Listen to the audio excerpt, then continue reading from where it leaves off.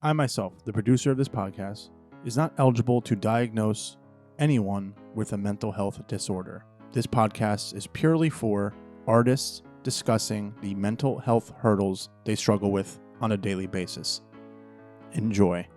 Hey guys, what's going on? Welcome to another episode of Where Is My Mind, a podcast about mental health and the arts. And today we have a friend of mine on the episode who also happens to be a mental health therapist, counselor. I said that all right words. I have Maria Caras. It's okay. Maria Caras. Caras, okay. But all some right, people shit. say Caras. It's Caras, okay, yeah. I've gotten that a lot. And there's, Yes. soon to be there's Jess in the background. Hi. Just chilling back here. I met Maria through Jess when Jess and I first started dating. And I think you and Dave, your fiance, started dating the same exact time. Yeah. She pumps her fist. And then, I think, I don't know, did you start being a mental health counselor? Like when did you start that? Were you in the process of doing that when we first met, or were you already like in it? So I actually became licensed as a licensed mental health counselor 2017. Okay. In October. So it was like the full time.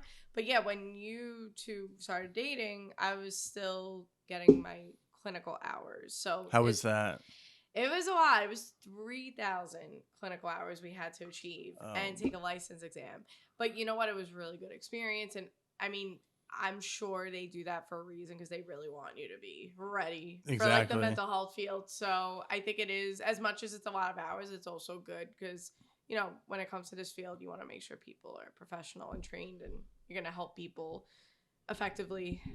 So I mean, on a good positive note, that's good that there's a lot of hours. Exactly. Oh, well, I feel like it's it's like working at a hospital or a doctor, right? Like people, I don't know the technical hours, but it's like 7 or 8 years worth of school, right? So I think, to be a doctor, you have to take that much prep time into doing that. So when you graduated or when you got your license in 2017, can you take us through like the journey, what you've been doing since then? Yeah. So I was working for like agencies and other people at the time. So during my clinical hours, just to kind of backtrack before I got licensed, I was working in like group homes, like people with disabilities. So it was like developmental disabilities and psychiatric diagnosis. So it was like a dual diagnosis a lot of times that we were dealing with. So that was a lot of experience for me.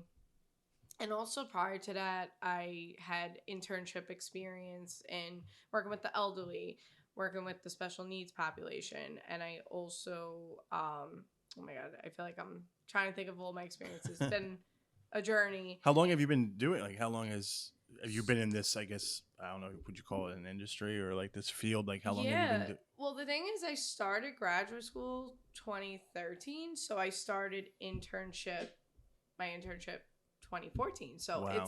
So I guess if you could count, I would count the internship experience because 8 years, yeah. Even if you're not a fully licensed therapist, you're still helping people in other ways and getting that exposure and that experience. So yeah, it's been a journey, and not to fast forward too much, but when I became licensed, I ended up eventually. Well, I was working in a private practice for someone else.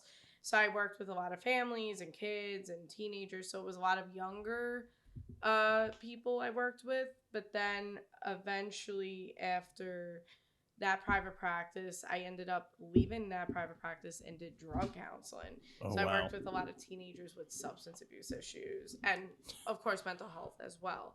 And then fast forward to that, I left, which was pretty wild. I left the drug counseling job right before the pandemic started. It was like pretty wild. Yeah. And then I started my own private practice because during the pandemic.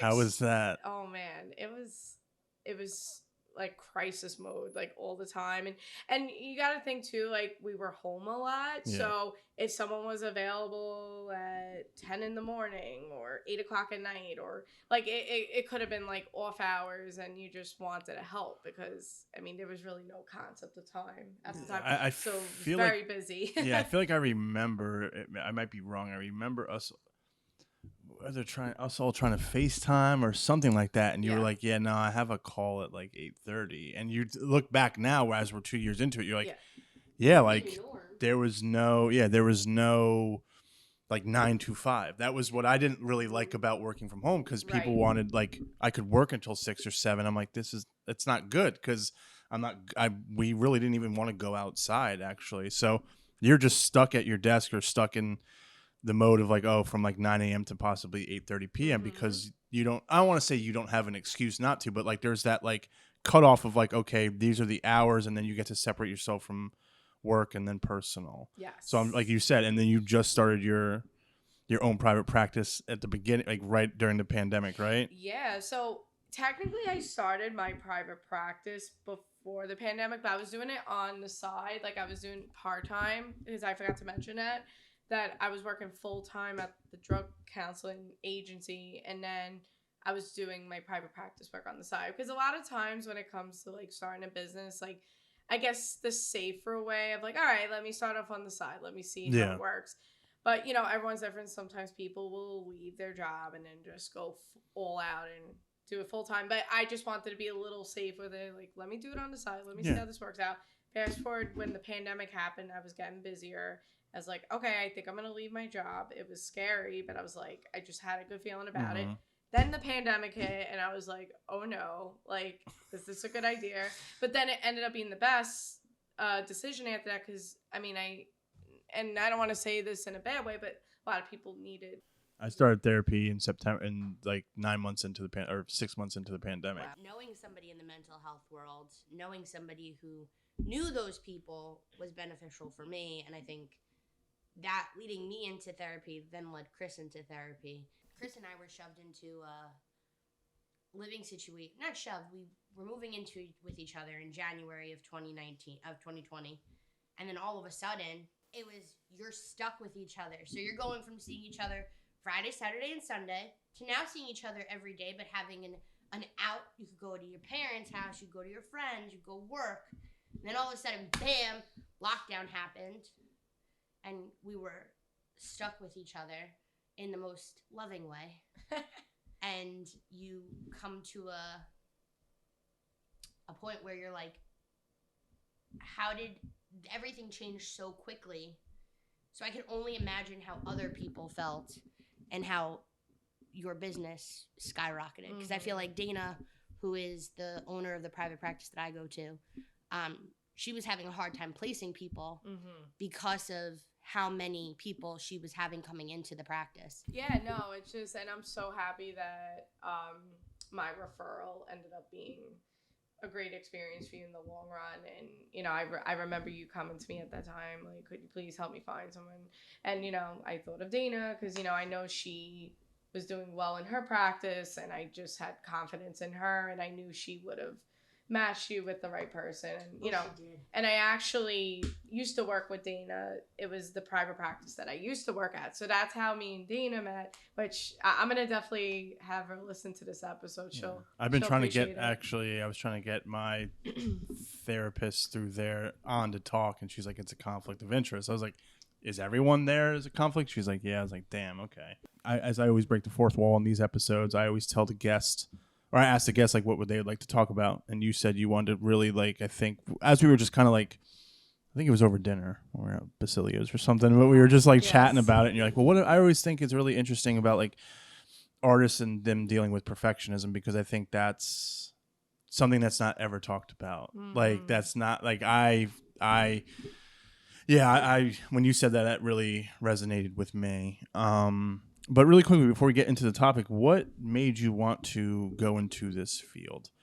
And second part question, sorry. Do you, without obviously naming names or anything like that, do you know if most of your clients are in the arts or creative field? So, I mean, without saying names because of HIPAA and confidentiality, I do have a few clients that are into the arts, like whether they're going to college for it, or even if they're a very creative person and that's like a hobby, which, not to get into like my whole DJ and stuff, but like that's like a hobby of mine right now, and that's considered an art. So I think whether it's a hobby or a job or you're going to school for it, like anyone that's like if you could consider, I guess you could consider a lot of things art, right? Yeah, well, I You think that's why the term is so subjective. Like making music, like what you're doing and trying to even do better. Like that's an art form. Yes. I think what she does is creates crafting. I think that's an art form, in my opinion. Like I think my mom, my sister, and I are all artists, but we don't do the same art. Like we do, like Right. we're all different, which I think is really awesome. You make music, you do other stuff. Like if you have a creative bone in your body and you have to get it out, that's perfect. And I think sometimes, especially during COVID, it's really hard to be that artistic, especially if you're working in a field where it requires collaboration.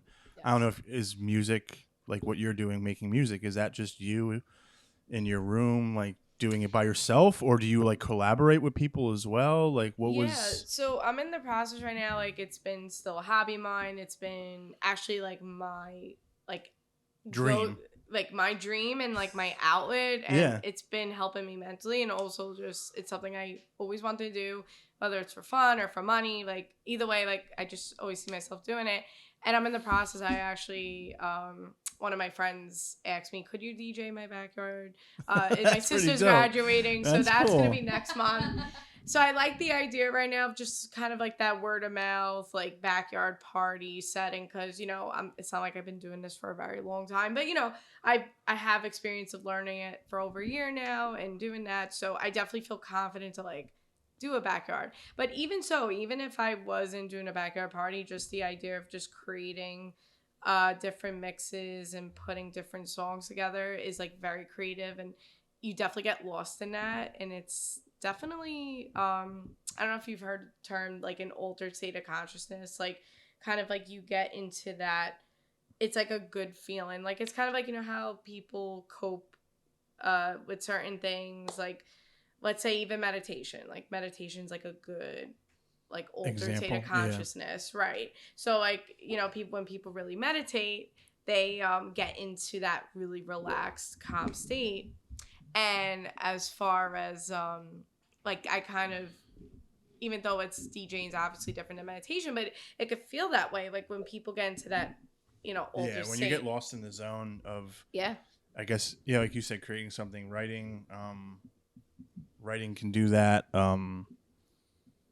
Creating I couldn't imagine like creating music, especially like if you're doing a really long track and just trying to like get into it. I'm sure you kind of like hours pass by and you're like, wait, what's going on? What's going on? So for your clients that are more so artists, do you see them kind of struggle with the same fears or same, I guess you can call them, like hurdles? Like, do you see that, or is it a little bit different? Because I know like throughout this podcast, when some people want to talk about artists that deal with like depression, anxiety versus like, how they're more, they suffer from depression, anxiety more than like non-artists. I think they do sometimes. I know I'm not saying, only artists feel a certain way, but I think when you're an artist or you're a creative person, like you have to have you're just vulnerable, right? You're like, you putting that music out there, making that website, like that's being vulnerable. And you're more, and a lot of people have said this industry is more, and correct me if I'm wrong, is more, it invites more criticism than most, but just being an artist, right? Because you're putting your work out there, and someone could be like, this is garbage, close their laptop and then leave for the day. You know what I'm saying? So do you see most of them, do they struggle with the same? Yeah, like I see a lot of like self-esteem issues that come into play, like whether they're artists, whether they do some form of art as a hobby, or if they're going to school for it. Like I see a lot of clients, like let's say putting that pressure on themselves of like, it's kind of like that fear of failure. And, to talk about, I know we're going to get into the perfectionist concept, but, a lot of times it could stem from that fear of failure of like, or worrying what people think and their opinions. And think about it like art. When you think of art, it just sounds so like, ooh, like art. So like, even just like thinking of that word, like people already think about, like it must be good. You know what I mean? Then, so I think there's a lot of that pressure that could kick in for anyone that's into art, and also, like just that pressure. It's kind of like that term, like imposter syndrome. Yeah, we've talked a lot about it on this podcast where I don't know, like, do you, I feel it a lot actually. But there's every little thing because it's interesting. You kind of feel it when, how do I explain it? Like when I'm around other artists or filmmakers, and then, or like I was on, like this past weekend, I was on a set where the actor's been acting 3 or 4 years, and he's like done Corona light commercials, and like he's been an extra on CBS shows, and like a part of me is like, damn, I kind of want that. Like I want to be there, but also like since I moved back home, I've made 4 or 5 short films that have won awards, and they're small, and that hasn't really brought me anywhere to where I want to be, which probably goes into perfectionism or like the pressure. But yeah, imposter syndrome is a real thing. Do you think imposter syndrome happens with not like in every like non-artist too? Like, do you think people suffer through, or not suffer, but go through it as well? Yeah, and I think I definitely experienced it as a therapist because as much as people could say, oh, like let's say someone gives like a good review or good feedback, it's still, you know, depending on, I guess, and and not to get into past stuff, but maybe you went through some sort of past trauma or past experience that maybe, I don't know, maybe it caused you to have this self-doubt and that self-esteem maybe, or maybe it's just you're comparing yourself to other people and maybe like, oh, well, whatever I do, even if someone says, oh, this is great, this, keep going, it's still like, oh, but is it good enough? So it could just be that, is it really just more of just like perfectionist thinking and more of that self-doubt? Is and it, can it be diagnosed as something like, I don't want to say real, but like, is it a real like diagnosis? Is it a real thing to diagnose someone? Can it be, or is it really like per person, or based on like you said, is it based on just wanting to be perfect or having no confidence? Because I don't know any personally. Like I could sit here and I could vent to Jess like, oh, this is that, and she's like, oh, you don't think you're. I'm not the only artist. I don't know any artist out there, honestly, in my personal life that is like, I'm really good at what they do. Pretend to have so much confidence and you have all these little things, but then to hear like some of Chris's other people don't have the confidence in their writing, don't have the confidence in their directing, don't have this, and yet all of these people have accolades. So it's so interesting as an outsider because I'm not in that field, and I don't know anything in that field. I tell you what I like and what I don't like, and I'm very brutally honest. I think Chris knows this. But they don't see themselves the way other people see themselves. Like they don't perceive themselves the way we do. And it's hard for a spouse to say that to them and be like, hey, here, I think you're great at this, and be honest when you're being honest, and they don't take it. So it's very interesting to see how these people have so much confidence on set. They work the room. They know how to do that. But then in their private life, they're like, I'm really not good at this. I suck at this. I don't think I'm great. And then all of a sudden, winning Best Supporting Actor or Best Screenplay and coming out on the top, that still doesn't beef up their confidence. You're like, this is where therapy could help you. I was actually thinking too, I think a part of the issue where you see a lot of artists compare themselves and this idea of perfectionism and I gotta be the best. I think about shows like American Idol, America's Got Talent, The Voice, and any show that's like you have all these people participate in it, they do auditions, and then you're going through that whole process, and then you're like, am I gonna win the show? And then whoever wins, great. But then a lot of times you think about people that, let's say, didn't make it to being number one, and then you have other artists and other people around whoever, like let's say Kelly Clarkson, like she won American Idol, like obviously she's very talented, a lot of people like her, but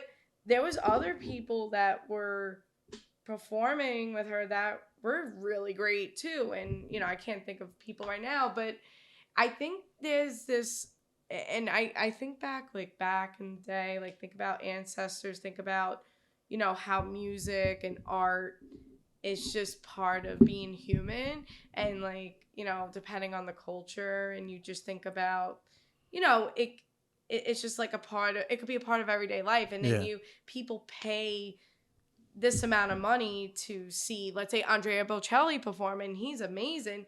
But then you think about there's probably other people that are just as good. Yeah. And you think about, wow, and maybe that's a part of the issue why there's all this pressure of like, oh, well, I'm not good enough. Because then you look at, well, so-and-so is just as good. Or, I mean, I don't know if you experience that. And I actually experienced that as a therapist. Like sometimes, like as much as I know I'm good at what I do and I have my strengths and weaknesses like everyone else, but then you look at other therapists and their websites and you're like, oh, wow, like their website's really good. Or, oh, wow, I can't believe they do that. And you start to compare yourself and like, you feel like, okay, maybe I'm not good enough at what I do. No, I completely agree. There's 1,000. So there's a plethora of things that happens for me. My goal is to like get like people like my filmmaking friends like to actually like watch a project of mine. That's very tough to do because if it's not like a big budget, if it's not playing in a movie theater, no one's gonna like. I could share it on Facebook, but not everyone's gonna click on that, you know. So I feel like I feel and think things that everyone says, oh, you shouldn't worry about it. Like you shouldn't worry about what other people think. No, I'm making movies for other people. And everyone's like, well, you should be making it for you. I'm like, I write it. If I'm acting in it, I'm making it for me. But at the same time, I want to make stuff to put out into the world that is going to make people laugh, cry, get angry, make people think. That's what I think artists do. When people say like, oh, like why do you make music? Are you making it because you enjoy it? Are you making it for other people to enjoy? Right? Like that's the main goal for music, in my opinion. Yeah. Is for you want to make what you want to make. But music is more so to be played at clubs or movies or at concerts. So that's made for people. Like, so I don't want to hear like, oh, just do it for you. No, like I want filmmaker friends and non-filmmaker friends to look at a movie and be like, I really liked that. Yeah. Now it sucks when you're like my wife or you're my parents because you're always going to say I liked it. She says she's like, oh, I don't like that story. She's never been that crude or harsh. She's like, well, maybe this ending doesn't work. Like, it's more constructive criticism than just being like, this shit sucks. Right. But I've never had my parents be like, or her be like, oh, I didn't like that. Or like not watch something I've been in, So like, that's where in my mind, I'm like, well, they're only watching it because they have to. That's my mentality. Right. But also it's interesting because you think about like, your spouse and your family and sometimes like, and of course you're very honest, Jessica, and I know that, but like, even if they give you like good feedback, you might be still like, well, are they saying it because they're supposed to? And I do it in a very loving and caring way. Yes. Whereas other people will kind of be a little bit more harsh. But I also know who I'm, my audience. I know who I'm talking to. And I know that artists are very sensitive souls. Yes. And it's not walking on a fine line between being mean and being understanding. It's more so being, you need to be fully involved and fully immersed into understanding the sensitivity of the matter and knowing I could say this, because there have been times where Chris is like, do you like this storyline? And he'll give me a whole like synopsis of what he wants to write. And I'm like, Like when the pandemic was going on, he was very, the creativity juices were flowing, and he went through quite a few storylines, and we'd go on walks, and we'd walk Bailey around the complex, and we'd say like, oh, this is the idea I have. And we would spend 35, 40 minutes on a synopsis, and I'd be like, no, why would you make him do that? Like, no, like a real man wouldn't do that. Like, and I feel like that's where your honesty comes into play. But when you're watching something and you know how much time and effort they've taken on something and taken through the world, I feel like sometimes you don't want to fully hurt their feelings, but it's also, you're not saying that it's bad or you're saying that it's good. You're saying that I liked it because I know the effort you put into it. I don't think it's bad. And every time I've said something is good, it's won awards. So fuck you. And you know what's interesting too? Like I'm a firm believer, and look, I am a very sensitive person, and you two know me very well. I So do, am I. So and am I, I am, honestly. and listen, it has its, and I always say with everything, whatever you're going through, whatever personality trait you have, like that, there's always the pros and cons. There's always strengths and weaknesses. On one hand, I think it's a strength to be sensitive, and like I it think shows that that it you're takes some vulnerable. courage. Yeah. Yes. Yeah, I think it takes a lot of courage. Yes. And But what about for like in your therapy? Like, do you think it's as a therapist? Do you think like being sensitive helps you, harms you? Like, what, or not sensitive? Empathetic. Yeah, I think it's like the saying, like it could be a blessing and a curse, because on one hand, it's obviously, I think, and I always say this, and it's, listen, people get their master's degrees, doctorate degrees in this field. Listen, if you don't have empathy, to me, if you're a therapist or a psychologist, if you don't have empathy, in my opinion, I don't think you're like as You're good. in the wrong field. Exactly. Because I think, look, I mean, then again, yes, like we have to set boundaries too. Like we could have, like someone could come in with really heavy stuff and you have empathy and you're trying to really understand their world and that emotion and that moment. But at the same time, think about it. You're, as much as you're putting yourself in your shoes, at the end of the day, you're not in their shoes. So there's got to be that fine line of having that empathy and understand, but knowing, okay, well, at the end of the day, even if you went through something similar, like let's say, for example, like my father died. So if I talk to someone that their father died, yes, we have that in relation, but then again, their experience could be very different than mine. And then also too, knowing, okay, like this person's coming to me with this heavy stuff, like keeping your emotions in check, of like not letting it consume you and make it about you at that point. Because at the end of the day, it's about the client. So it's, empathy is great for like, working with the client, but then you got to be careful, like not make it too much about yourself, because at the end of the day, they're coming to, So no, that makes sense. I was going to ask, how do you differentiate, like, or how do you separate, like, being so like try to relatable? So when you relate to anyone, therapist or not, you have to be like, well, this is my experience, like this is how I, so how do you kind of differentiate that? And then how do you, when someone hits you with really heavy stuff, like how do you deal with it? Like as a therapist, how do you try to like keep it very, very professional when it's something that is very not like it's not a professional thing, because people are telling you eventually, whether they tell you day one or day, session 8 or 9, it took me a while to really open up. How do you kind of like differentiate? How do you make it not so personal? Because you want to be like, you just want to give them a hug, I'm sure. Sometimes. Of course. I mean, listen, there's been situations where I know, like, I think you got to know your client too, because sometimes clients come in, like, even if you have like a similar situation to offer, you could tell there's certain clients, like they just want to talk the whole time. They just want to be heard. And then and then sometimes there's clients that actually really want the feedback. Like, Maria, did you ever go through this?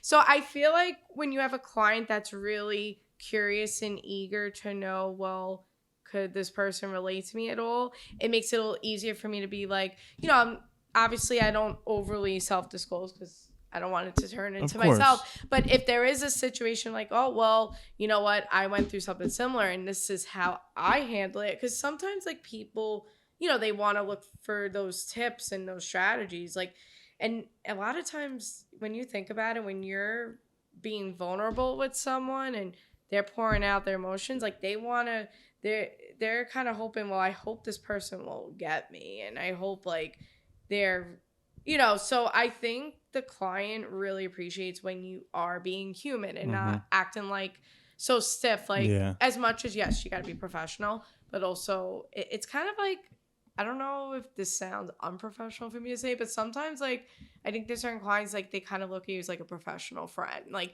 yes, you're not like a friend where you're going to meet up with them at a bar and have a drink, but like, you're meeting in my office space, safe space, and like they know you're professional, but also they just want to know that, okay, like you're human too. So I hope that makes sense. No, it does. It makes a lot of sense.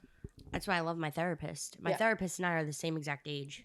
So it's same. Nice to have somebody like, and I know other people don't like that because you don't have the experience that you should have. Mm-hmm. But it's like you're going through the same life milestones kind of as your therapist. So it's like nice to kind of have that. And I feel like if I was younger and I was in therapy, then yes, of course the therapist would be older than me. But for me, I feel like, and maybe this is wrong, I feel like if someone is 30 years into this, I could see them caring less and less. I'd rather have someone who is just very, like, either my age or someone starting out to be like, okay, I'm not so, I don't want to say jaded, but like, I haven't heard everything, so I'm able to help you out. And I think being the same age too, like, helps you out a lot. But yeah, I don't know. But even what Maria said earlier, like the 3,000 hours. I know. With 3 or 30?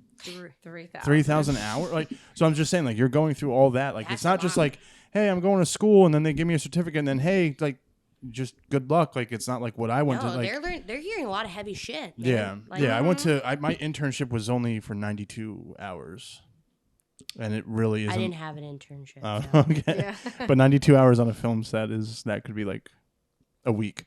Yeah. And then that's it. Really, like, I'm being serious. Like, 3,000 hours, and you're going through a lot of stuff. Like, so people, no matter what age or what level you're at, I feel like you're still really, like, prepared. I think it's more just so, like, where you're at as a therapist and a person versus, like, being in 30 years in, like, okay, I'm just kind of ready for this to be over with. Yeah. I've heard this all 75 times over and over again. Let's talk about your topic that you decided to choose to discuss. What about the topic, artists and perfectionism? What was about it?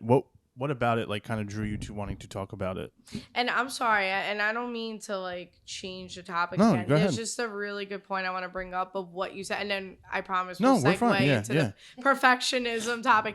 But you brought up a really good point, how you said you rather go to someone who's, like, younger or starting out in the field because you're probably thinking, okay, they're most likely less burnt out. They're most likely more eager. They're more driven to really help. Someone who's, let's say, 34 years in the field doesn't mean they're going to be burnt out and not care, but I guess there's maybe that confidence there of, like, okay, a younger person may more likely be less burnt out and eager and all that. But I will make a good point. So being that I'm 30 years old, and I struggled with the idea of when I was starting out as a therapist, like, because I think I look younger than what I am. She does not look 30. Yeah. I don't look 30. And I think a lot of people, of course, they kind of look at you, not in a bad way, like, but they're like, oh wow, like, you look young. And I always got intimidated with the idea of, oh, like, if someone's looking at me as younger, are they going to be confident in me to help them? And it's interesting because I think about, and I'm not going to get into my whole history because that's a long time, but, like, I went through a lot of grief and loss. Like, I've lost a lot of different family members. And for me, I always think when you go through, like, heavy loss the way I did and other people go through loss, it actually makes you grow up quicker and it makes you mature more. And I guess that's my experience. And so I sometimes think, even though I'm 30, as much as I look younger, I feel like there's times I feel like I'm a lot older because I do have a lot of this experience of, unfortunately, a lot of loss and that's where I've got into the grief and loss work from the past. I do it here and there now, but not as much. But the thing is, I just think with the age thing, as much as it could be important to people, sometimes it doesn't matter either. Because you may have someone 25 years old that maybe went through so much trauma, and then you think about too, well, hopefully they're effective therapists, because if they went through their own trauma, you're hoping that they went to their own therapy. And I've been to someone, I still talk to someone time to time, and that's really helped me throughout everything. So I almost think if I didn't go to someone, maybe I don't know. You don't know how you would be as a, But there's also self-care where I do take care of myself now, and, like, you try to incorporate that self-care, because if you don't take care of yourself, you may not be as effective. You'll get burnt out. What kind of self-care do you do? Like, what like, just to step away and do, like, I know it sounds silly, but, like, I think self-care is different for everyone. Like, I was talking to someone at work. I was like, my wife and I are similar, but very, like, I like going out and, like, hanging with people and doing stuff. Her perfect weekend, it's not a bashing thing at all. Her perfect weekend is just chilling. Yeah. Because I think it's more so, and correct me if I'm wrong, the amount of people that you are kind of coming in contact with all week. I kind of got that when I was working retail. You don't work retail, but you are in a customer service based job. I would say I work retail. So you are like seeing a lot of people. You are in charge of a lot of people. So for you to like decompress and just relax, that's what that is. I don't know how many times I'm like, hey, let's go on a date night in the city.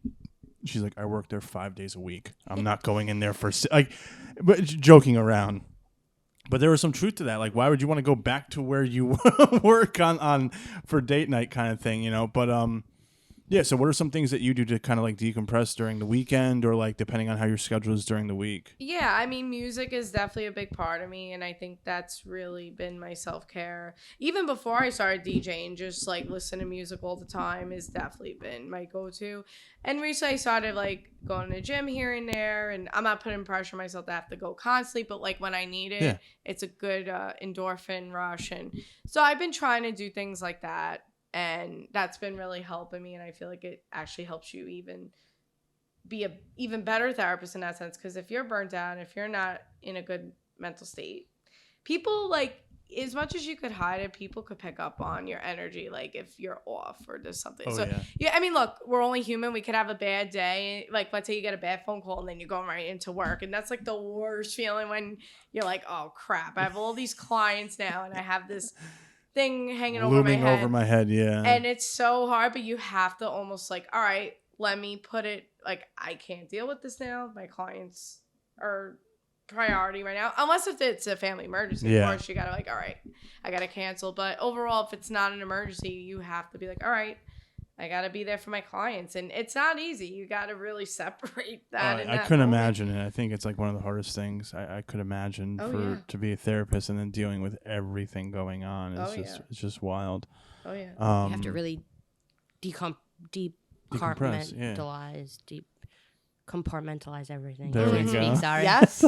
No, but it's true. Yeah. I've had to do that since I started, because think about it. And even if there's like something good going on, like you're all happy and maybe you're like, it's like me being engaged now. I'm like kind of like thinking about that a lot. And then I'm like, now I'm going to work. I'm like, all right, I can't think about me being engaged. As she sits here glowing. I know. Really.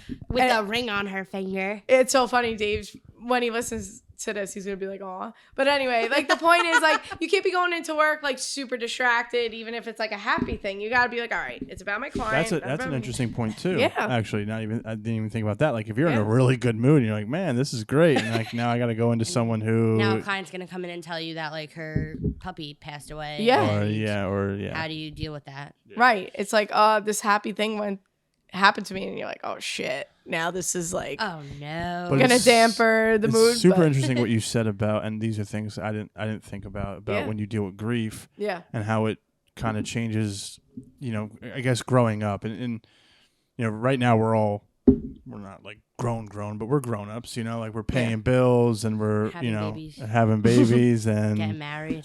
So like it's grown up stuff going on. Oh, yeah.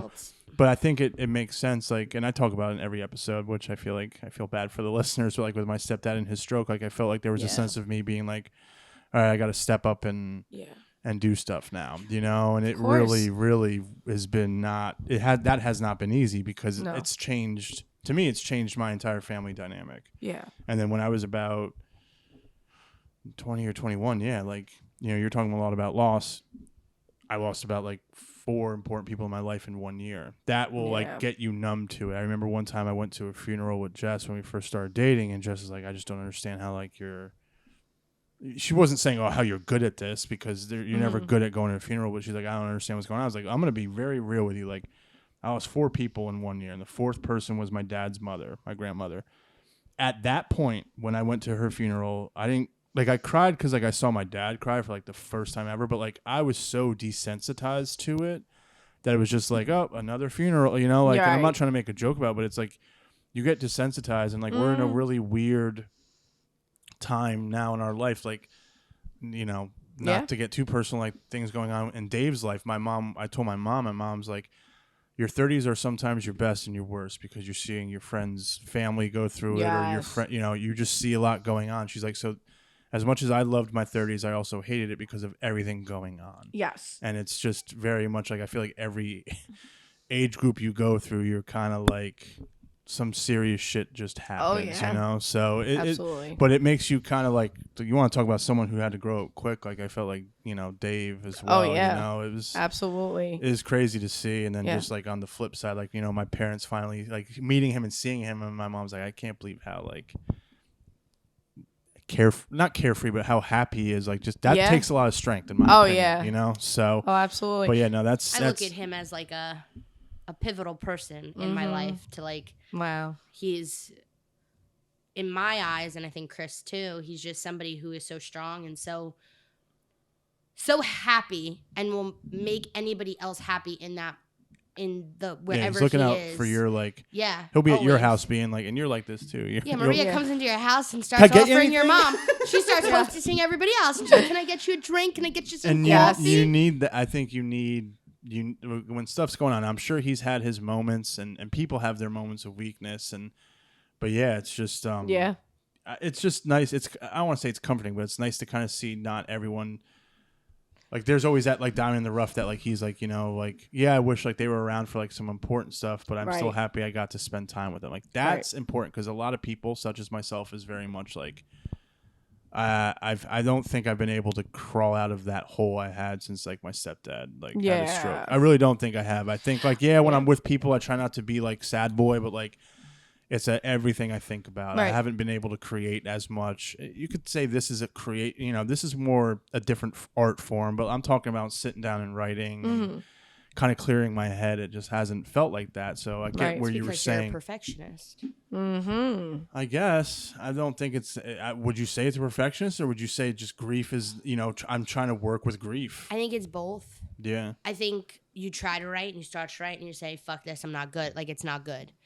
And you don't give it a chance to simmer and marinate long enough to get to that next point. What type of perfectionism do you go through in your because I'll tell you mine after. Well, and I was gonna say with perfectionism, like you're going through, even though and I'm so happy your stepdad he's recovering, right, from what you told me. But even though knock on wood, even though it wasn't a death, but it's still a major loss, because think about it, it's a loss of health. Now it's a loss of family dynamic, like not even loss, but a change, like. It doesn't have to necessarily be always like you're losing something. Sometimes it could be a big change in the family. It's a big change in your life. So you're dealing with couple counseling. It's like adulting. You're dealing with a lot of adult stuff. What were you saying, Jeff? I said it's couple counseling because everything you're telling him right now is something that I've said. Yes. Not that I've ever been there, and like knock on wood, I've been through similar things, but nothing this drastic. But you sit there and you tell him these things and you try to have these conversations and you're like, you did lose something. Right. It's a big loss. Oh, yeah. And having this conversation with his mom and his sister too, you have to go through the stages of grieving. Yes. And sometimes that means taking a pause, taking a step back from that artistic ability, and then going back into it. Right. But you have to at least. And I've gone back into it recently, and nothing feels the same. Mm-hmm. Like directing a film didn't feel the same. I've been on set as acting a few times. It doesn't, nothing really like feels the same in my opinion. Well, think about it, and I'm not to interrupt you, but like art, think about it. You say yourself, like, you're you're a sensitive person, and Jess was saying like people that are into art tend to be very sensitive. So when you're getting into your art and you're filming whatever you're doing, like you're putting your whole heart into it. So if your heart is broken, it may feel off. Like you may feel That's a really off, good point. because if your heart's broken in those moments, like that you're dealing with that loss, like of course you're not gonna be 100% into your work. That's why it is so important. Where you don't have to be like, oh, I'm not going to do filming for a while, do any sort of art. Like, you don't have to completely give up, but maybe you need to, like, take some time to, like, really heal in other ways. Like, as much as, like, what do? You do the filming. You writing, do the directing, podcast and writing, directing. Any of that, like, even if you want to take a week off from it, like it doesn't have to be this, oh, I'm taking a year off to like heal myself. You could just give yourself a little breather. I'm like, all right, maybe I'll talk to someone. Maybe I'll find other things to do just so you could get back into the groove. Yeah. Right. Because I don't think I've taken, I wouldn't say like my stepdad having a stroke and then me kind of taking care, like helping out my mom was taking a break from filming. You know, I think kind of like taking a break from everything overall. Is, and it's interesting because I'm so happy you came on the podcast because what you said is like kind of like spot on. I know you've been saying it, but like it's nice to hear. You need to hear from a professional. No, not a professional, but like she made a good point. Like you don't ever think about, all right, your heart's broken, and if you're very passionate about something, like that's where everything comes from. But if that's hurting, then how are you going to make good art? And in your case, it's not over. It's a continuous thing. Yeah, learning how to deal with. Yeah, and every day, every week. And there's something new that comes about. And no. You know, it's a constant. I need to throw Canadian English in there. I don't know why. A boot.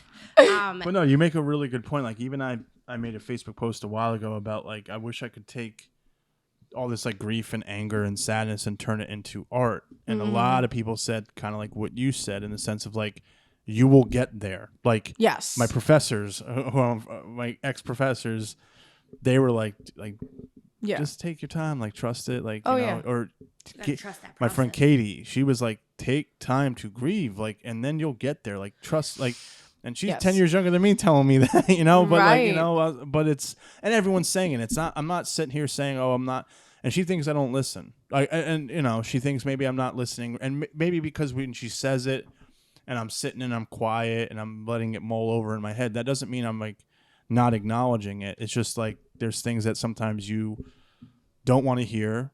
There's things you do want to hear, but no matter what you do or don't want to hear, it's all about processing them and being like, you know what, maybe in this case, like she's right, or like you're right. Like, you know, you just hear it over, and I'm sure when I'm hearing this and I'm editing this and I hear what you said, it's like that thing that is always going to stick with me because it's a very accurate thing. Right. I mean, I have clients who like, you know, like logically they know like everything I suggest or say, like even just to simply like, you know, you have to work on this.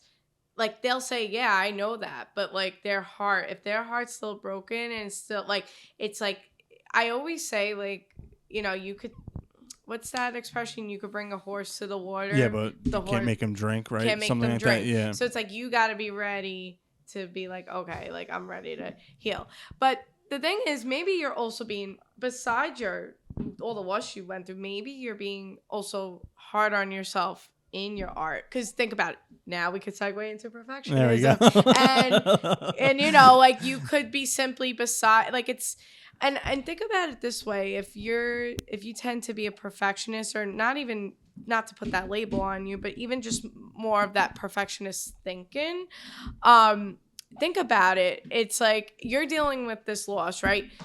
Going into the film and the writing, anything that you're doing that's considered art for you, maybe you're looking for like it's a kind of like a control thing, right? Because that loss that you told me about with your stepdad, like that's out of your control, right? Yeah. So when you get into your art and your projects, that feels like in your control. Yeah. So when something goes, I don't want to say wrong, but if you make a mistake, or even if you perceive it being a mistake, you feel this sense of like, you know, you probably feel overwhelmed and like you're being hard on yourself because it's already that kind of control thing that you're looking for control. And I'm not saying you're a controlling person. No. I there's certain things I feel the need to be in control with. Right.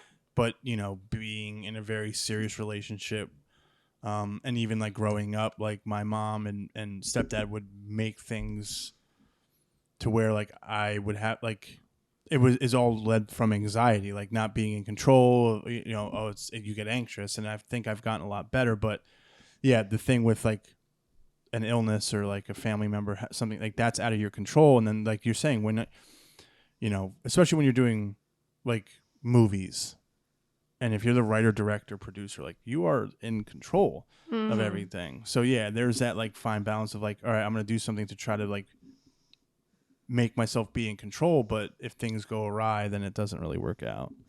And then just to say, like, sometimes we could perceive something being a mistake, but maybe if someone were to look at your work and be like, Chris, what are you talking about? This is great. But you might be perceiving it, oh, it's not good enough. So this goes back to, like, you could be your own self-critic with it, or even if you're own up to it, like, yeah, like, maybe that wasn't my best, but we all go through that. We all go through, like it's like me working on a mix. Like, sometimes it sounds really good, sometimes it doesn't sound as good, and it's like just having fun with it is what's helping me, like, instead of being, because I could be like a perfectionist too with certain things. Like, you take your work so seriously, so you want it to be good, not only for your own eyes and ears or whatever, but for other people. Exactly. So it's not easy, you know. Yeah. No, it's not. And I wonder, this might be silly, but I wonder how much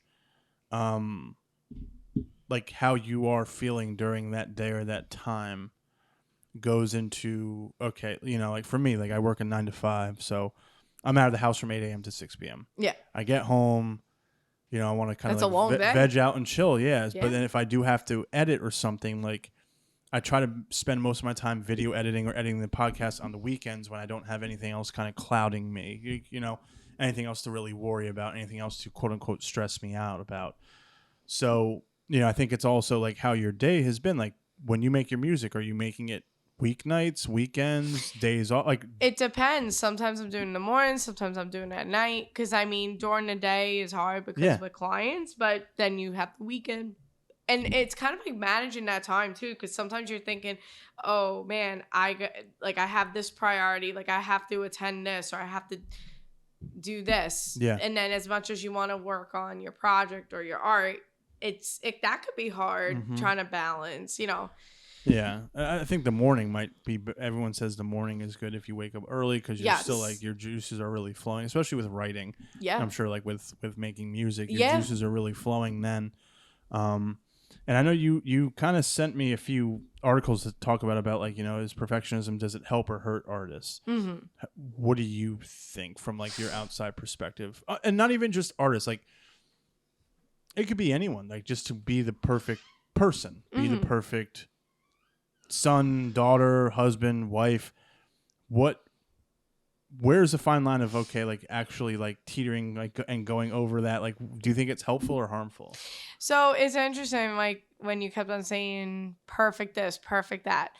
When I'm in a session with a client and let's say the word perfect comes up somehow, I always like to say, like, there's no such thing as perfect, right? Because no one's perfect. Nothing's perfect. Even if we perceive something to be perfect, or even if like we look at a celebrity, wow, they got the perfect life, they got everything, right? But then meanwhile, you hear a lot of these celebrities who they could be having these mental health issues going on. So there's no such thing as perfect, and no one's perfect. So I think even the word perfectionism, I mean, I think it's definitely more harmful than good. But I guess the only thing, maybe a positive with maybe not being a perfectionist, but maybe having that drive of like, okay, I want this to be almost perfect. Like maybe changing it around instead of saying like, oh, I hope this comes out perfect. Like maybe like, you know what? There's no such thing as perfect, but I hope it comes out great. I hope it's almost perfect. So I think once you tell yourself, when you change your thoughts in that way, it relieves the pressure off to be like, all right, like obviously I don't want this to suck. Yeah. But you also, if you go into something like it's got to be perfect, guess what? It's never going to be perfect because that's just an illusion. So I personally think that's my professional perspective. And even just personally, even if I wasn't a therapist right now, I would think, you know, it's more harm than good. But I think I will say a strength of people who, and I actually could relate because I could be definitely a perfectionist, which is something I'm still working on. I notice though people that are like that are people that really want to be successful and like really take their work seriously. So I think on one hand, that drive and that motivation is great because, you know, normally someone who is like that will keep going. They won't stop till it sounds perfect or it looks perfect. But then also too, like think about procrastination.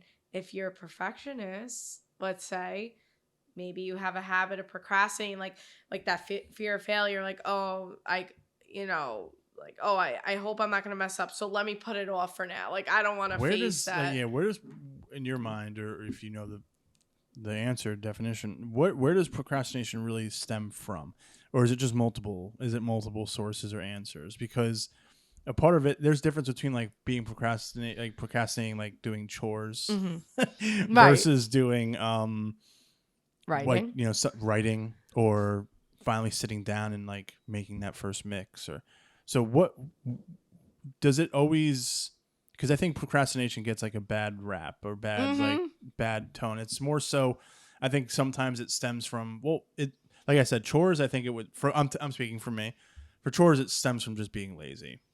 But writing, I think it stems from not right now wanting to like be vulnerable and sit down and write, or like not thinking it's good enough. Like, I kind of wish I could just really say like fuck it and just like open up a screenwriting software and just write, and then if it's good, it's good. If it's not, then fuck it. But I think I need to like think like, me personally, I think I need to have a full-fledged idea before I even start writing, but that's a form of procrastination.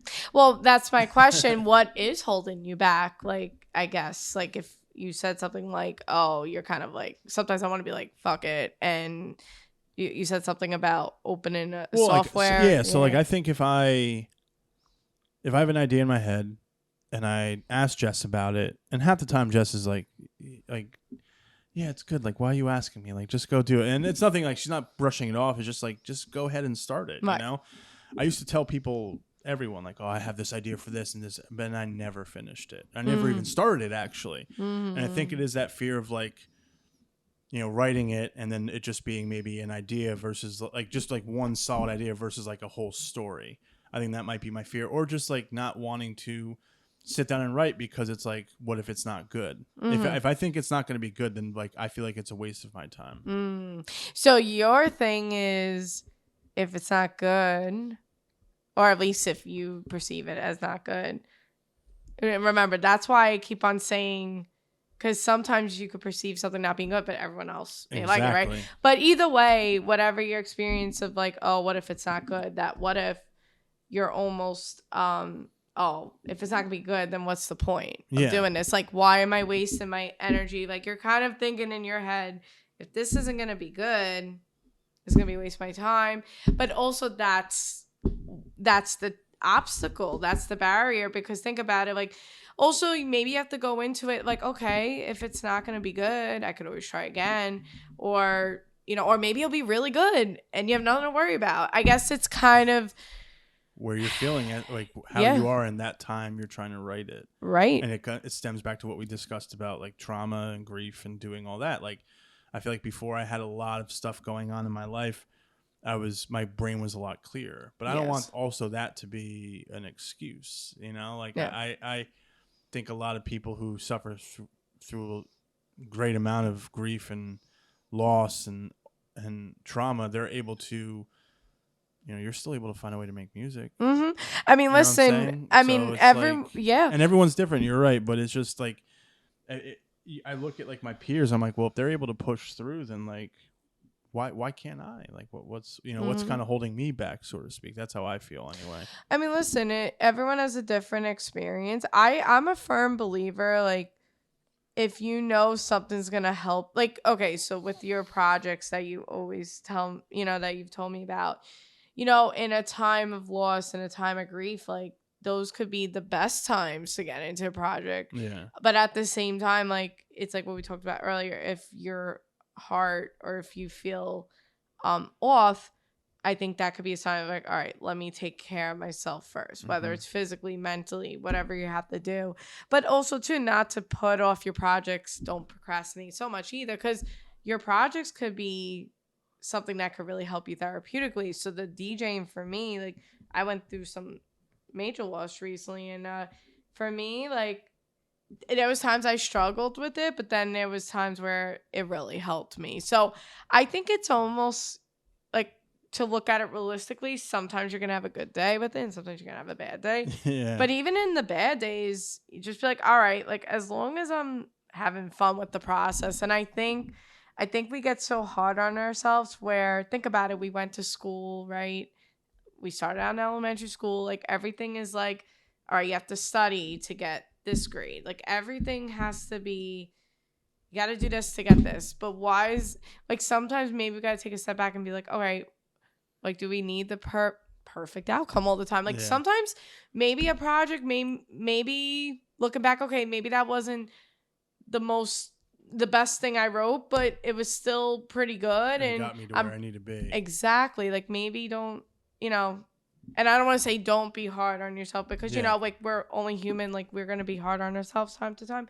But maybe just look at the process as more fun versus, like, instead of it being like when you're in school and you got to study this to get this grade.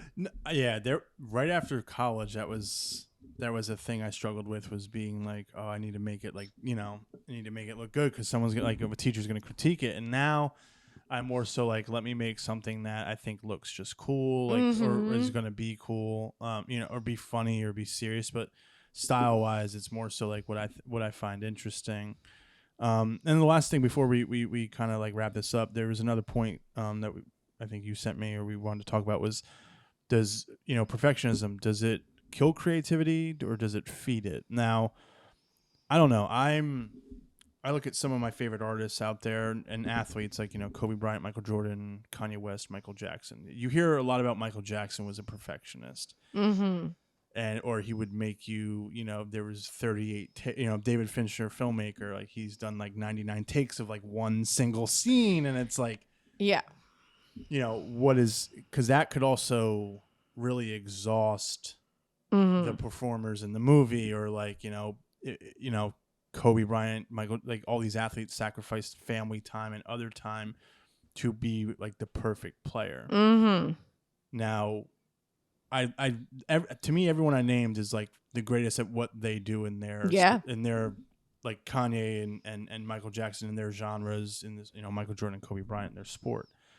So I think it depends. For the creativity, I don't think I think sometimes it does kill it. Like, there's times where I wish I could just, like, all right, grab a cameraman, audio person, and let's just like improv something and see where it goes. I think you need some sort of idea or like game plan, but like to be like extremely perfect about every little thing, I think that really does kill the momentum, or like a mojo of a project. If you want something to look specific, there's been one project I've been on, this project Slow Burn. I was an actor in it. We've talked about it before on this podcast, but like, the director was, everything had to be perfect. Like, every little thing had to be perfect. At the time, I didn't get it. At the time, I was like, can't he just, like, is it really that big of a deal? Like, I know it's a small detail, but then you look at the final piece and you're like, damn, like, now I know why he went the extra mile to make sure, like, everything was not, it looked the way he looked, and right. I'm like, that, I think in that regard, it helps, like, in the long run. Yeah. But like, for you, and if you want to speak from making music or, talking to other clients or anything like that, like, where do you think this? Do you think it kills it? Do you think it feeds it better? Like, because I think creativity is all about free flowing and like, and collaborating, especially if you're working with other people. Like, let's say you show your mix to another person, someone could like come in and like kind of help you with it. Like, I know it's a little different, but like, than talking about perfectionism, but like, maybe if you don't have that open-mindedness of like, okay, like, let's collaborate, let's do this together, then it might not work out. Right. So what do you think? Yeah, I mean,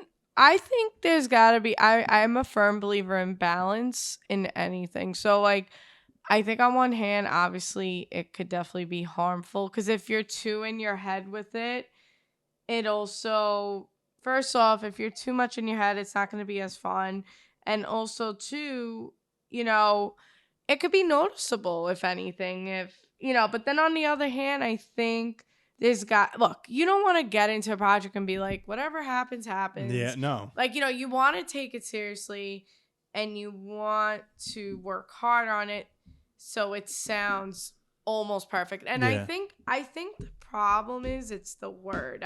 And this is my view. Like, I think if we had a different word of maybe not perfectionism. Like maybe just more of like, okay, yeah, we have to work just as hard just so it sounds almost perfect. Or I think it's like I think it's the label of it is personally I personally just see it as it could be more harmful, but I do see the benefits of, let's say, someone who tends to have the perfectionist thinking because they're going to take it seriously at that point. So I do see a lot of benefits to it, but then I think in the long run, like there could be that mental health issue with it, because think about it, if you're too much of a perfectionist, you're going to have a lot of anxiety, you're going to have depression, you're going to you may have imposter syndrome at some point. Exactly.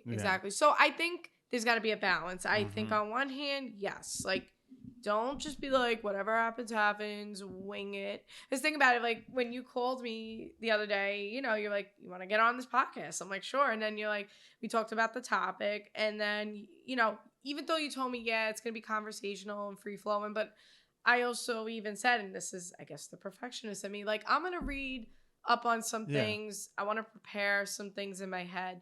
I didn't want to be overly perfectionist but I was kind of like, all right, like let me at least prepare myself a little bit. So yeah, I want to take it seriously. A lot of and that's good. That I definitely appreciate that, because there's been throughout this podcast, there's been most people. I think it's been a nice balance. Some people have notes on what they want to talk about because I give them an outline, or some people are just like, let's just talk.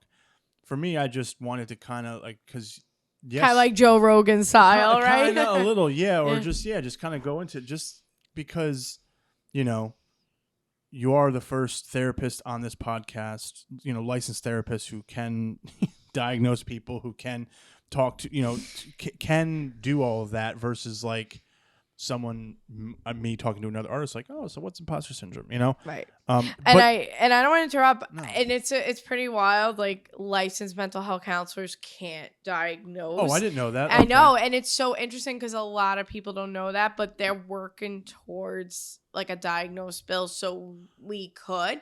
But thank you for clarifying. No, I appreciate that. Yeah, because on one hand, it's pretty wild how we learn all these mental health disorders, and you know, we get our license. Treat them in a way, right? But we can't technically diagnose.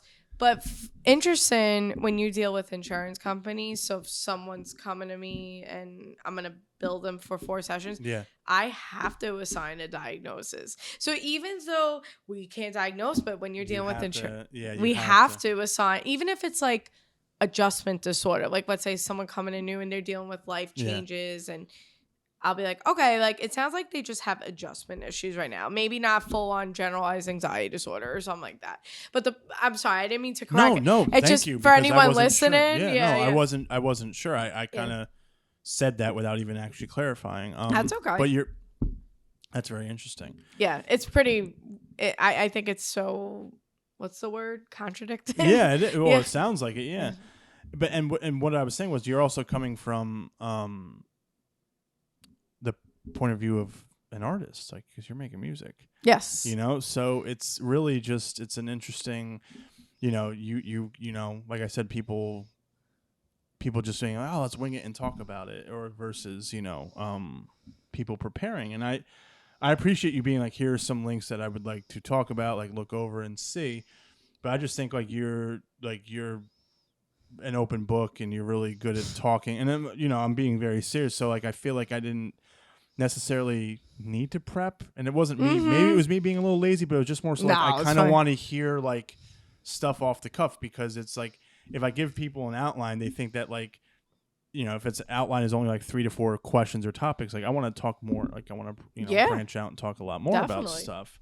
But yeah, do you know, I think, to wrap it up, I think, you know, it's so interesting about, you're like the first person to bring up this topic about perfectionism, because I think a lot of people, I think it's a culmination of the pressure of trying to make it in your field, and then like imposter syndrome and you know, depression, anxiety. I think it's a culmination of all of that, because you don't want to fail. But you know, I've never heard, maybe they haven't said it to me, but none of my friends who are artists have said like, oh, my parents have said like, oh, I'm a failure if I don't do X, Y, and Z. Most people's parents, peers, wives, all of that are very, very, very supportive. Very supportive. Yeah. So it all stems from our like how we perceive ourselves, you know? So Yes. if I don't get this take a certain way, or if I don't do this, I don't do that, oh shit, like I failed as an artist. And that really, really sucks because I you know, and I don't want to sound like shitty at all, but like I think it's all in my head because part of me is like, how many people who are not in the arts are even really like looking at my film and being like, oh, the cinematography is way off or this or that. Like most of the time they're like, they don't even know what the hell cinematography is or lighting or something, you know, like same with like your music. Like I'm not really, I love music. I'm not into it, but you can be like, I fucked it up. I fucked up the transition there. I fucked up. I was like, well, it seemed pretty like flawless to me. So I think when we are so knee deep in our own craft, we give, and I'm not trying to take a dig at anyone, but I think we give like audiences like more credit than we should because I think sometimes they have no idea what like I watch a movie differently than you do. Yes. You listen to music differently than I do. Right. You know? So that's where I'm saying like you know, it's not a disrespect to anyone, but it's like half the time people are just watching something to be entertained or listening or, you know, listening to a song to be entertained. Not like, oh, this was produced or they're doing this or they're using this. And it's like, yeah. Right. Someone was like, oh, they're using the 808s. I was like, I have no idea what the fuck that is. Yeah, exactly. You know what I'm saying? So it's like gibberish, right? Yeah. So it's just kind of like, I'm just enjoying it because it makes me feel good. Yeah. You know? And I do want to say, I think to wrap it, I know we're trying to wrap it up. No, that's fine. But I think we're all social creatures. I mean, then again, there's people out there that are psychopaths, sociopaths. But I think about we're all social creatures. So I think that perfectionism that kicks in is because I think we deeply, even if we're like, oh, like, you know how you'll have people, I'm sure you know people like, oh, I don't care what people think, like whatever. Yeah. But then deep down, like, I think there's that part of us that we're going to care because think about it, we're social creatures. We want to connect with people. We want to like, let's say you're working on something. Yeah. Besides it doing it for you, it's for others. So I think that's why that perfectionism kicks in too, because I mean, at least I know I deeply care for others, and I know you're that type of person. So, I see that being a part of why some people could be perfectionists like us. When people say they don't care about what people think, like, you still comb your hair, you still dress nice. Yes. You still look nice. Like that, it may not think about like, oh, I don't care what people think about my attitude or this, but you still kind of care about what people think because you're presenting yourself like you're dressing nice. You're trying to look, nice for one another. I think if you truly didn't give a shit, you wouldn't comb your hair. I know it sounds silly, but that's how I feel about that. Oh, absolutely. No, it's true. And I think that's why we have to normalize people that are going through that perfectionist thinking. Yes, I don't think, obviously, I think it's harmful in a lot of ways with your mental health, but we talked about the benefits and the harmful effects. But I just think to normalize it, look, like, as much as someone can walk around, I don't give a shit about what people think, but I'm sure there's that part of them that they care. Maybe there's someone in their life that they're looking for their approval. Or maybe they're just not saying it. People have, I mean, I don't like to pretend. I'm an open book, so I think I'm the type, I'll admit, like, I'll worry about what people think at times, and that's something I'm trying to work on. But it's gotten better, but, you know. But I think some people just don't admit that. No, I agree. Some people just aren't as honest. There's times she thinks I care about what a lot of people think, and I don't, as how I'm perceived. I really don't. I don't think I really care. I think like whatever you get, like what you see is what you get. I do kind of care if people like support and like watch my work and like if they, because like I said, I know people say, oh, well, why are you making your work for other people? I wrote it for myself. Maybe I acted in it for myself, but I want to make something so people can kind of see like what I can bring to the table as a person, as a human being, but also like I want people to be entertained. I want it to be thought provoking. So as much as I don't care about what people think about how I am as a person, or maybe I deep down I do, but I care more. No, I don't. I think I care more about what people think for my work as an artist. Yeah, as an artist, right? I think that goes hand in hand. No, there's different Pope-Orangeo the person and Pope-Orangeo the artist. I think are two different people, personally.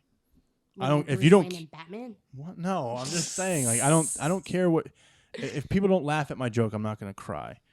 You know what I'm saying? If people don't like, if people were legit like, I don't really like hanging with him. Okay, well, I guess they have their reasons. But I care more. I want to know what their reasons are. They don't want to hang out with you.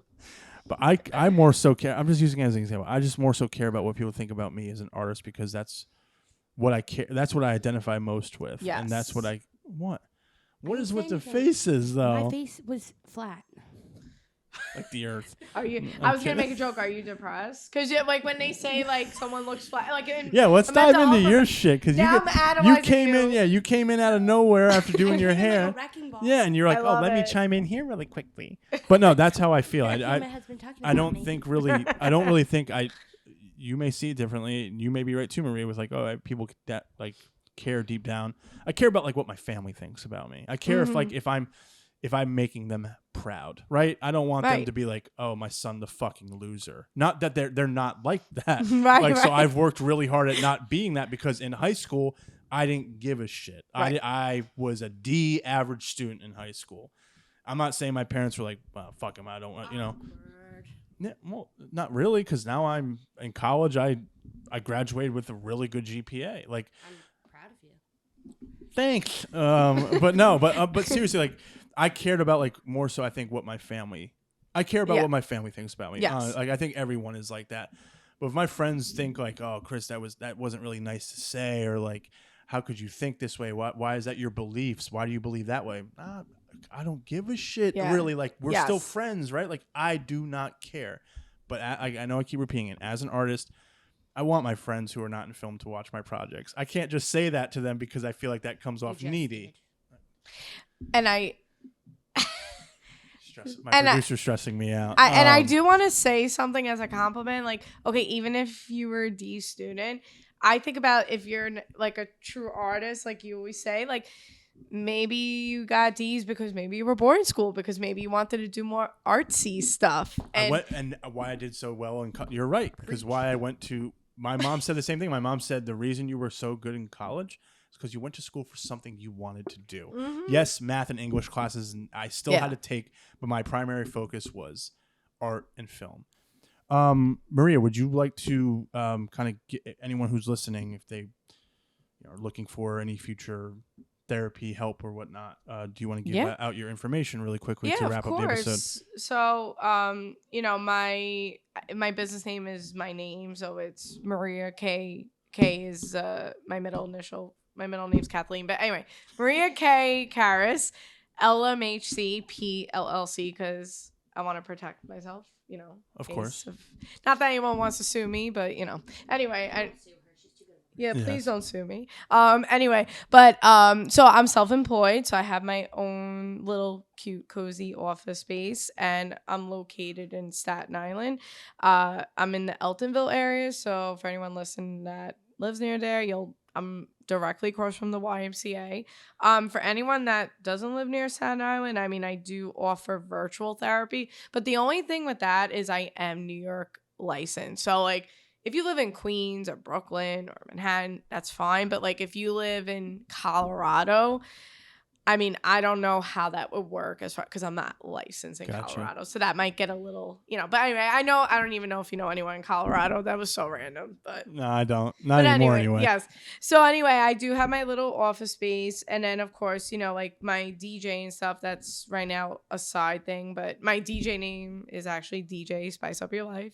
So if anyone wants me to do a backyard party, you could call me. And to get back into my professional life, you know, because as artists, like we get caught up in Of course. the excitement of art. But back to the professional life, I do treat like a lot of teenagers and adults. So it's a lot of like general mental health, like anxiety, depression, a lot of self-esteem issues, social anxiety, just a broad of different things. Mm-hmm. Well, thank you for promoting yourself, guys. Honestly, if you are seeking any help or therapy, I highly recommend Maria.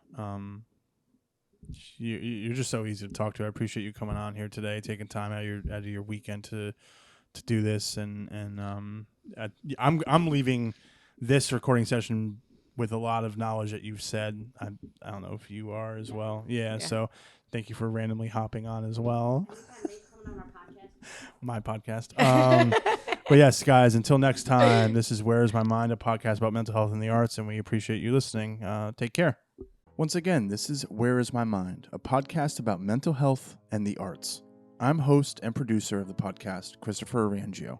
All episodes will be available on Spotify, YouTube, Apple Podcasts, Radio Public, and Amazon Music. Once again, this is Chris Orangeo, and thank you for supporting.